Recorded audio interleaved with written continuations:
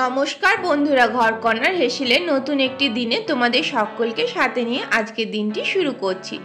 আজকের দিনটি হচ্ছে মঙ্গলবার। ঘড়িতে এখন সকাল 5:30 মতন বাজে। আই হোপ আজকের ভিডিওটি তোমাদের ভালো লাগবে। তো চলো প্রত্যেক দিনের মতন আজকের দিনেও তোমাদেরকে সাথে নিয়ে আজকের দিনটি শুরু করা যাক। সকালবেলায় উঠে মেঘের অবস্থা দেখো, পুরো কালো ঘন ঘটা করে আছে মেঘ। তো সকালবেলায় উঠে আমি আগে বাসি ঘরটা ঝাড় দিয়ে নিলাম। আর এই বর্ষাকালে দেখবে ঘরটার মধ্যে কেমন একটা স্যাঁতস্যাঁতে মতন ভাব হয়ে যায়, আর কেমন একটা গুমো গুমো মতন গন্ধ হয়ে যায়, যেটা একদমই ভালো লাগে না। যতই ঘরটা ভালোভাবে পরিষ্কার করো তবুও ঘরের মধ্যে কেমন একটা স্যাঁতস্যাঁতে মতন ভাব হয়ে যায়। সেই জন্য না আমি মাঝে মাঝে ওই রুম ফ্রেশনারগুলো ইউজ করি।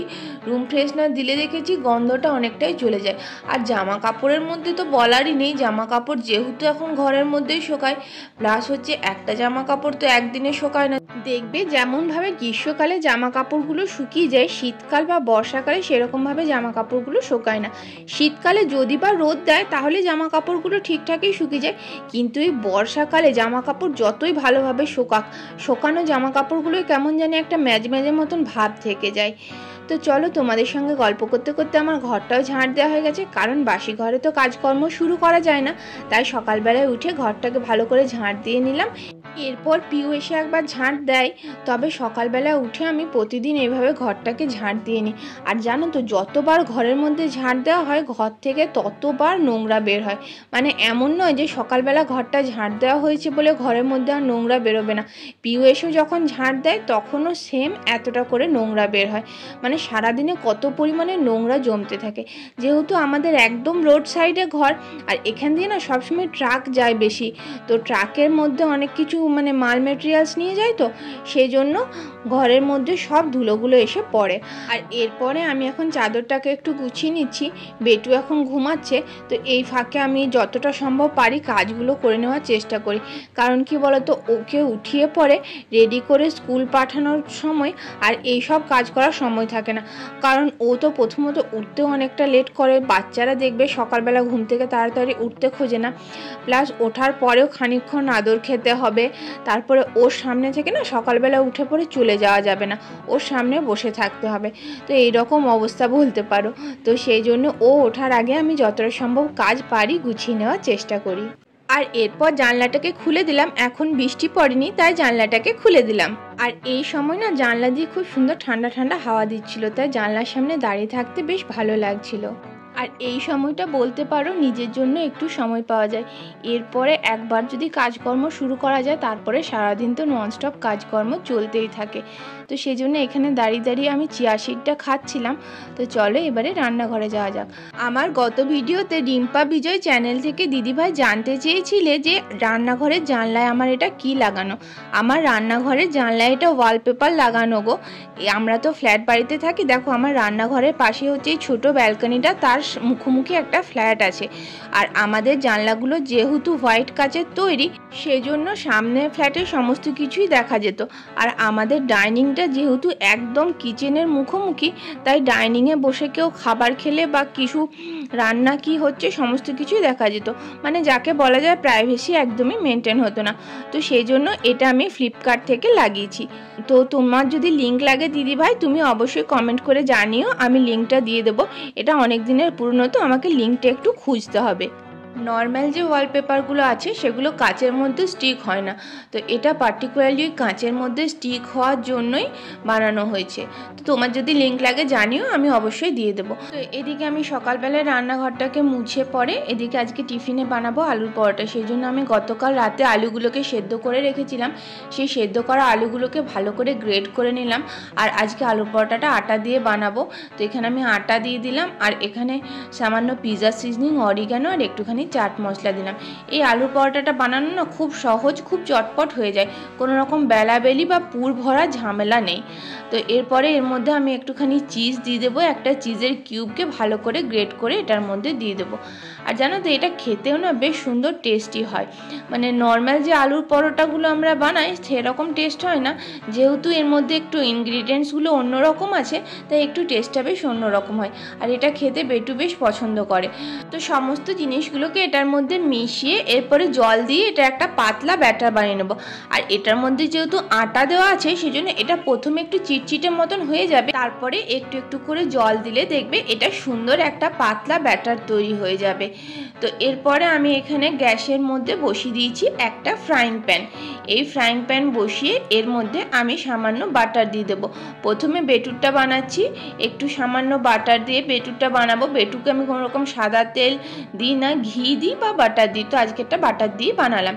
তো এখানে আমি একটা ডাবুর সাহায্যে এক ডাবুর মতন দিয়ে দিলাম আর এরকম হালকা মতন স্প্রেড করে দিলাম।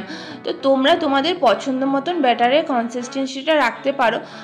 আমি এখানে প্রথমেরটা একটু মোটা হয়ে গেছিলো, তারপরে সামান্য আর একটু জল দিয়ে আর একটু পাতলা করে নিয়েছি ব্যাটারটা। এটার মধ্যে আমি এখন লঙ্কা বা কিছু অ্যাড করিনি, যেহেতু বেটুর জন্য বানাবো সেজন্য এটার মধ্যে এখন আমি লঙ্কা দিইনি। আর এদিকে সকালবেলায় বেটুকে আজকে একটু গরম জল দেব। কয়েকদিন ধরে ওকে তাল মিশ্রি জলটা দিচ্ছিলাম, কিন্তু ওর একটু সর্দি সর্দি মতন করেছে, সেই জন্য এখন আর তাল মিশ্রি জলটা দিচ্ছি না, এখানে আমি ওকে গরম জল দিচ্ছি।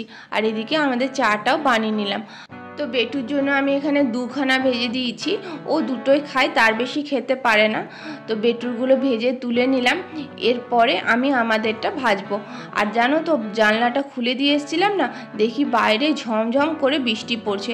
তো আবার তড়িমড়ি করে ছুটলাম জানলাটাকে বন্ধ করতে, কারণ কি বলো তো এই জানলাটা দিয়ে না ভেতরে পুরো জল ঢুকে যায়। তো এদিকে বেটুরগুলো আমার সব ভাজা হয়ে গেছে আমাদেরটার মধ্যে। এরপরে আমি একটুখানি চিলি ফ্লেক্স অ্যাড করে দেবো। চিলি ফ্লেক্স অ্যাড করে আমাদেরটা একটুখানি বড় করেই ভাজবো, কারণ কি বলো তো ছোটো ছোটো না ওর বাবা খুব একটা পছন্দ করে না, সেই জন্য আমাদেরটা একটু বড় করে ভেজেছিলাম। তো ব্যাটারটাকে নিয়ে পরে মানে 2-3 হাতা করে একটুখানি ওপরে ওপরে দিয়ে দিয়েছিলাম। আর কি বলো তো এই বেটু বেরিয়ে যাওয়ার আগে না যদি টিফিনটা কমপ্লিট হয়ে যায় তাহলে অনেকখানি নিশ্চিন্তি। তো এদিকে বেটুর টিফিনটাকে প্যাক করে দিচ্ছি।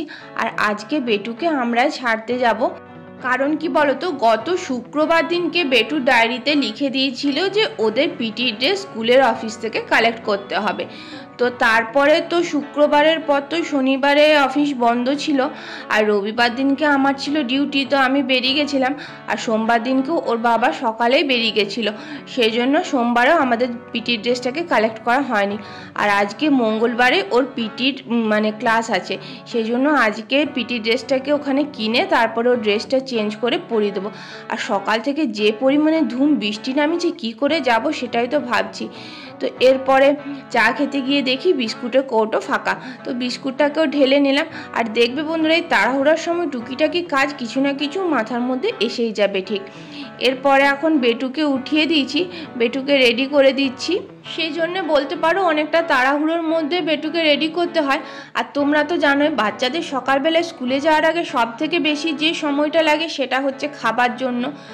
এরপরে বেটুকে স্কুলে ছেড়ে চলে এসেছি। তো আমি এখন এই বেডটাকে ভালো করে ক্লিন করে নিচ্ছি। সকালবেলায় তো 2টো চাদর গুছিয়ে দিয়েছিলাম আর বেটুর চাদরটা রয়েছিল, তো সেই চাদরটাকে ভালো করে গুছিয়ে নিলাম। আর এই যে বেডের ওপরটাতে যে জিনিসগুলো রাখা থাকে সেগুলোকে ভালো করে ক্লিন করে নিচ্ছি। আর জানো তো বন্ধুরা এত পরিমাণে আজকে বৃষ্টি পড়ছিল, সকাল থেকে ননস্টপ বৃষ্টি পড়েই যাচ্ছে। তো আমি তো প্রায় পুরো ভিজে গেছি, আর বেটুকে সে কোনো রকমের রেনকোট পরিয়ে নিয়ে গেছিলাম। তো এখানে আমি চাদরটাকে বেশ ভালো করে টান টান করে পেতে দিচ্ছি আর বিছানাটাকে ভালো করে ঝেড়ে নিচ্ছি। আর এই চাদরটাকে টান টান করে পাতা থাকলে না মনে হয় ঘরের অর্ধেক কাজ হয়ে গেছে। আমার গত ভিডিওতে কমেন্ট করেছিল লাইফস্টাইল উইথ রূপালী চ্যানেল থেকে দিদিভাই, আর কমেন্ট করেছিল দীপিকা দাস চ্যানেল থেকে দিদিভাই, আর কমেন্ট করেছিল রাজিয়া খান চ্যানেল থেকে দিদিভাই, আর কমেন্ট করেছিল বেঙ্গলি ভ্লগার মম স্নেহা চ্যানেল থেকে দিদিভাই। তোমাদের সকলকে জানাই অসংখ্য অসংখ্য ধন্যবাদ আমাকে কমেন্ট করার জন্য। তোমাদের একটা লাইক একটা কমেন্ট আমাকে নতুন নতুন ভিডিও বানাতে অনেক বেশি মোটিভেট করে। আর তোমরা যারা এতক্ষণ পর্যন্ত আমার সাথে আমার ভিডিওটা দেখছো তাদেরকে জানাই অসংখ্য ধন্যবাদ এতক্ষণ পর্যন্ত আমার সাথে থাকার জন্য। যদি তোমাদের মনে হয় ভিডিওটা একটু ভালো লেগেছে তো একটা লাইক একটা কমেন্ট করে পাশে থাকবে। তো এদিকে আমি বেডটাকে ক্লিন করে চলে এসেছি রান্নাঘরে। তো তো একটু তাড়াতাড়ির মধ্যে রান্না বান্না করতে হবে। এখন ওই 8টার মতন বেজে গেছে। তো ওর বাবা বেরোবে মোটামুটি 9টার সময়। অন্যদিন ওর বাবা 8টা 10-15তে এখন বেরিয়ে যায়, যেহেতু এখন একটু অন্য জায়গায় একটা কাজ হয়েছে, তো সেই জন্য একটু তাড়াতাড়ি বেরিয়ে যায়। কিন্তু আজকে যেহেতু বেটু স্কুলে যেতে হতো, সেই জন্য একটু লেট করে বললো বেরোবে। তো সেই জন্য আমি একটু তাড়াহুড়োর মধ্যে আজকে রান্নাবান্নাটা করে নিচ্ছি। আজকে এখানে রান্না করলাম মূলো আলু বেগুন দিয়ে তরকারি। তো দেখলে বড়িটাকে প্রথমে ভেজে তুলে রেখে দিলাম, তারপরে এখানে নর্মাল যে রুটিন মশলাগুলো আছে নুন হলুদ জিরে গুঁড়ো দিয়ে মূলো আলু বেগুনটা দিয়ে বেশ ভালো করে আমি এখানে মিশিয়ে নিয়েছি। আর আমি এখানে চালটাকে ধুয়ে নিচ্ছি। তো চাল ধোয়া জলটাকে না আমি একটা স্প্রে বোতলের মধ্যে ঢেলে রেখে দিচ্ছি। আর ভেতরে যে গাছগুলো আছে, মানে ব্যালকনিতে যে গাছগুলো আছে প্লাস ঘরের মধ্যে যে গাছগুলো আছে, সেগুলোতে আমি চাল ধোয়া জলটাকে স্প্রে করে দিচ্ছি। এখন যেহেতু বর্ষাকাল মতন আছে, সেজন্য খুব বেশি জল দিচ্ছি না, কারণ জল তো পাচ্ছেই। তো মাঝে মাঝে খালি ঘরের গাছগুলোতে এই চাল ধোয়া জলটাকে দিয়ে নিচ্ছি। তো এদিকে আমি ভাত চাপিয়ে দিয়েছি। আর সকালবেলায় ওর বাবার মতনই ভাত চাপিয়েছি, কারণ কি বলতো, এত সকালের ভাতটা না আমরা যখন খাচ্ছি 1:30-2টোর সময়, তখন না ভাতটা পুরো ঠান্ডা হয়ে যাচ্ছে। সেই জন্য ওর বাবার মতনই এখন ভাত চাপিয়ে দিলাম।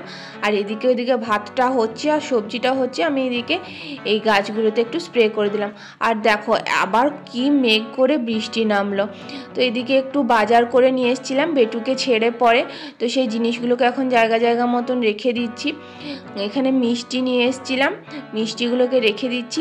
আর এখানে ভাপা সন্দেশ নিয়ে এসেছিলাম। আর তোমরা কারা কারা ভাপা সন্দেশ খেতে পছন্দ করো কমেন্ট করে জানিও। আমার তো ভাপা সন্দেশ মিষ্টির মধ্যে সব থেকে ফেভারিট মিষ্টি। ভাপা সন্দেশ খেতে আমার খুবই ভালো লাগে। তবে কি বলো তো, ভাপা সন্দেশের একটাই সমস্যা, ওটাকে বেশি দিন রাখা যায় না।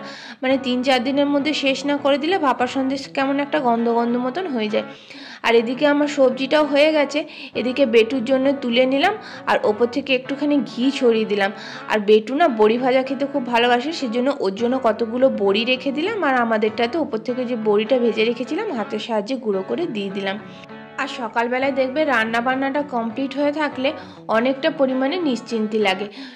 সেই জন্য সকালবেলায় একটু তাড়াহুড়োর মধ্যে যদি রান্নাটা করে নেওয়া যায়, তারপরে সারাদিনের মতো নিশ্চিন্ত। তো এদিকে আমি সবজিটা আমার হয়ে গেছে। এখানে ডালটাকেও ছক লাগিয়ে দিচ্ছি। আর আমি না ডাল খুব সিম্পলভাবেই ছক লাগাই, 5 ফোড়ন আর হিং ফোড়ন দিয়ে ডালটাকে ছক লাগাই। আর অনেকে ডালের মধ্যে সবজি দিয়ে বেশ একটা থকথকে ডাল করে, তবে আমার না ডাল জিনিসটা বেশ একটু পাতলা পাতলা মতোই খেতে ভাল লাগে। মানে আমার না বলতে পারো আমাদের বাড়িতে সবাই ডালের জিনিসটা পাতলা পাতলা মতনই খায়। ওইদিকে রান্নাবান্না আমার মোটামুটি কমপ্লিট হয়ে গেছে, খালি মাছের ডিমের বড়াটা ভাজা বাকি আছে। তো যেহেতু এখন গ্যাসের মধ্যে সবজি হচ্ছে, তো সেই জন্য মাছের ডিমের বড়াটা একটুখানি পরে ভাজবো। তো এইখানে আমি চলে এসেছি এই ভেতর ঘরে যে নীল রঙের র্যাকটা আছে, সেই র্যাকটার মধ্যে আমি রান্নাঘরের জিনিসপত্রগুলো রাখবো। এই টেবিলটার মধ্যে দেখো আমার কৌটোগুলো ছিল, মানে যেটা চালের ড্রাম, মুড়ির ড্রাম আর আটার ড্রাম, যে 3টে বড় বড় ড্রাম থাকে, তো সেটা ছিল, সেটাকে ওই র্যাকের মধ্যে করব। আর প্লাস হচ্ছে এই টেবিলটার মধ্যে আমি যে রান্না করা খাবারগুলো হয়, সেই রান্না করা খাবারগুলোকে রেখে দেবো। কারণ কি বলো তো, অনেক তাড়াতাড়ির মধ্যে যদি রান্না হয়ে যায় না, রান্না করা খাবারগুলো আমার যেহেতু গ্যাসের কাউন্টার টপটা খুবই ছোট, সেই জন্য রাখতে খুব প্রবলেম হয়। আর এই র্যাকটাকে ভালো করে মুছে নিচ্ছি। আর জানো তো, এই র্যাকটার একটা ডানটা নেই। তো আমি যখন প্রথম এই ঘরে আসি অনেক কিছু জিনিস হয়ে গেছিলো, তো সেই জিনিসগুলোর সঙ্গে র্যাকটাও এনেছিলাম। তো এত জিনিসের মধ্যে না র্যাকের একটা ডানটা পড়ে গেছে। তো সেটা পড়ে গেছে, তো আমি আর মানে নতুন করে যে ওইভাবে তো একটা ডানটা কিনতে পাওয়া যায় না, সেই জন্য এমনিভাবেই রাখা আছে। তো এখানে দেখো এই র্যাকটার মধ্যে সমস্ত বাসনগুলোকে রেখে দিলাম। আর চালের ড্রাম আর মুড়ির ড্রামটাকে ওই সাইডে রেখে দিলাম, আর আটার ড্রামটাকে নিচে ঢুকিয়ে দিয়েছি। তো এরকমভাবে জায়গাটাকে একটু অর্গানাইজ করে নিলাম। আর এদিকে আমি একটু পেঁয়াজ কেটে নিচ্ছি। ওই যে তোমাদেরকে বললাম না মাছের ডিমের বড়াটা ভাজা বাকি আছে, তো সেটাকে ভেজে নিই, কারণ ওর বাবা এখন স্নান করতে ঢুকে গেছে। তো আর বড়াটা না একটু গরম গরমই ভেজে দেবো, ওই জন্যই একটু দেরি করে ভাজছি। তো এখানে না মাছের ডিমটাকে আমি নিয়ে নিয়েছি, এর মধ্যে সামান্য পেঁয়াজ কুচি আর আমাদেরটা পরের মধ্যে লঙ্কা দিয়েছিলাম। প্রথমে বেটুর জন্য 2টো ভেজে তারপরের মধ্যে লঙ্কা অ্যাড করেছিলাম। আর এরপর সামান্য নুন দিয়ে পরে এটাকে বেশ ভালো করে মাখিয়ে নেব। জানো তো এই মাছের ডিমের বড়ার মধ্যে অনেকে বেসনও দেয়, তবে আমার বেসন দিলে খুব একটা খেতে ভালো লাগে না। তো আমার তো মাছের ডিমের বড়া খেতে খুব ভালো লাগে, যদিও ওর বাবা খুব একটা পছন্দ করে না, খাই বটে তবে খুব একটা পছন্দ করে না। ও আবার সেই মাছের তেল ভাজা যেটা হয় সেটা খুব পছন্দ করে, তো সেটা আমি আবার পছন্দ করি না। তো সে বলতে পারো দুজনের দুরকম চয়েস। তো সেই জন্য আমি মাছের ডিমটা আজকে ছিল যেহেতু সেই জন্য ভেজে নিলাম, কারণ কি বলতো এটাকে বাসি করে রাখলে না নষ্ট হয়ে যায়, সেই জন্য এই মাছের ডিমটাকে ভেজে নিলাম। আর এটা হলে পরে বলতে পারো আমার রান্নাবান্না সব কমপ্লিট হয়ে যাবে। তো এরপরে ওর বাবা তো খেয়ে দিয়ে বেরিয়ে গেছে, তো আমি কতগুলো ফল বাজার আমরা করে এসেছিলাম বেটুকে স্কুলে ছেড়ে এসে পরে, তো সেগুলোকেই রেখে নিচ্ছি।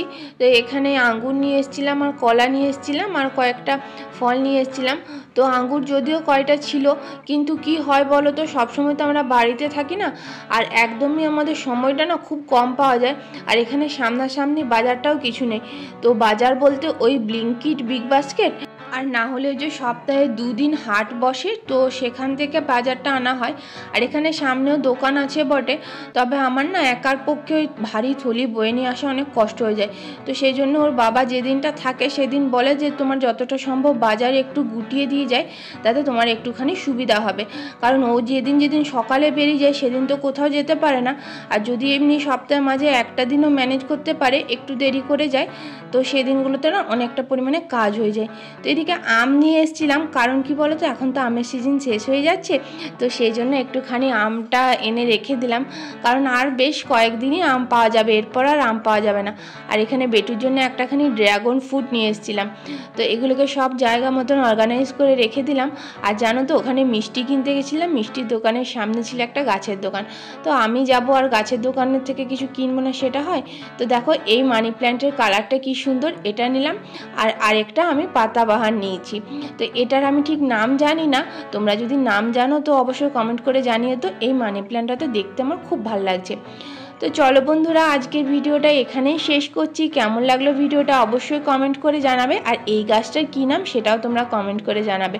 তো ভিডিওটা যদি ভালো লাগে অবশ্যই চ্যানেলটাকে সাবস্ক্রাইব করে পাশে থাকবে, আর লাইক কমেন্ট শেয়ার করে দিও।